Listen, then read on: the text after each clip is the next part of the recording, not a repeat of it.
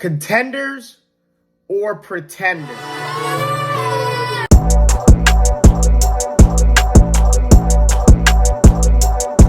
Welcome back to another episode of Sports Runs on Diesel here, as we're going to be starting off with the AFC playoff picture here, and we're going to start off with the Kansas City Chiefs. Obviously, clearly this team's a contender. Patrick Mahomes, Travis Kelce, Isaiah Pacheco, McCole Hardman, Juju Smith-Schuster. The offense has been fantastic for the Kansas City Chiefs as they have led the NFL in scoring this year. And as long as Patrick Mahomes is throwing the football, Kansas City will always be a contender, period. No questions asked.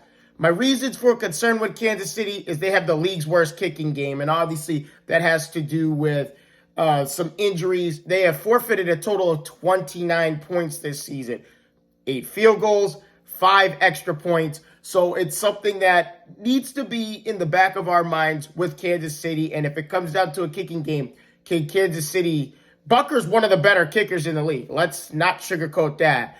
But with the inconsistency all season long, with them having 3 different kickers all season, the number 2 seed, the Buffalo Bills, clearly they're a contender. Josh Allen, as long as Josh Allen's the quarterback there, Buffalo will always be a contender. You got Stephon Diggs, you have Isaiah McKenzie, you have Gabe Davis, you have Dawson Knox.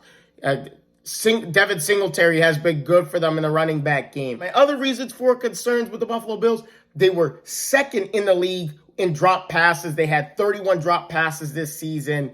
And then also on top of that, they were third in the league in turnovers. They had 27 turnovers. So things to be concerned about with the Buffalo Bills, but things that are very manageable and things that are within their own control. And that's why I don't have many issues with the Buffalo Bills. Moving on to the number 3 seed, the Cincinnati Bengals. I have them as a contender. Listen to me. I mean, I'm telling you, the improved efficiency on offense from last year to this year has been incredible. Joe Burrow is back on a tear, peaking at the right time. They have a star-studded offense. The defense is starting to come into its own here. But reasons for concern, and it happened early in the season for the Cincinnati Bengals, is the offensive line. They were giving up sacks left and right. They have done a much better job here in the second half of the regular season. Can they hold strong and not have Burrow get sacked the record, what was it, the 3rd most sacks last year, 70 sacks, 51 in the regular season, 19 in the postseason, 7 in the Super Bowl. I mean, enough is said there. But Bengals are a contender as long as that offensive line stays strong throughout the entirety of the playoffs. Number 4. We have the Jacksonville Jaguars. Jacksonville is on the upside. Let's be honest here.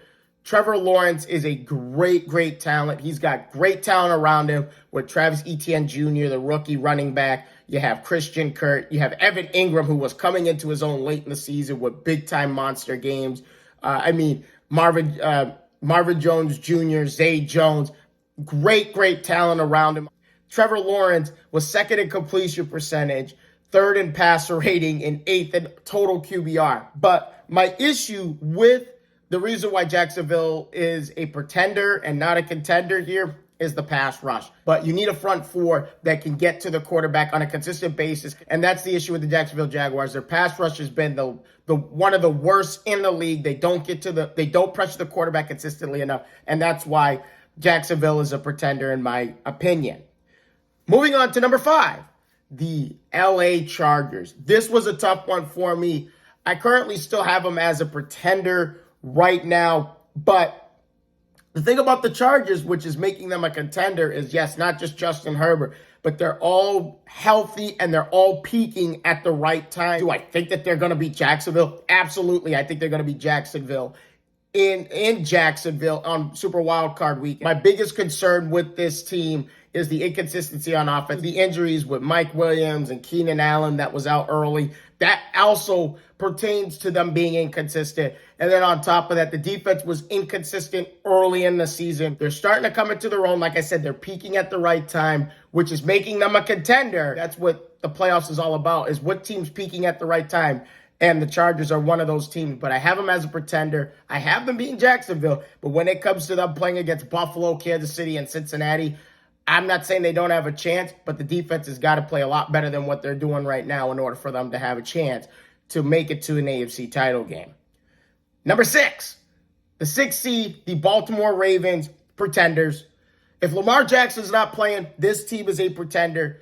The thing I love about the Baltimore Ravens is the defense. Their defense has been fantastic all season. They're a top 3 defense. They don't give up many yards. They don't give up a lot of points. And that's what makes the Ravens a contender. But they're more of a pretender because on offense, the inconsistency on offense with Huntley being the quarterback. And then on top of that, Mark Andrews has not been himself all season. Yes, Lamar Jackson hasn't played in weeks. But if Lamar Jackson's not throwing the football, they're a pretender team. They're just there for show. I don't see the Baltimore Ravens getting past the Cincinnati Bengals in the wild card weekend. I just don't see it happening as long as Lamar Jackson is not playing in the game. We move on to our 7th seed, the Dolphins, the Miami Dolphins, pretenders. I'm sorry. Whether Tua Tagovailoa is throwing the football or not, and they've already ruled him out against the Buffalo Bills this week. And even though he's one of the most efficient quarterbacks at throwing the football, his completion percentage is up there in the top 5 every year. My issue with that is Tua Tagovailoa, concussion protocol. They still have not cleared him, and it's been, 2+ weeks since he had the last concussion. So that's my issue there with the Dolphins.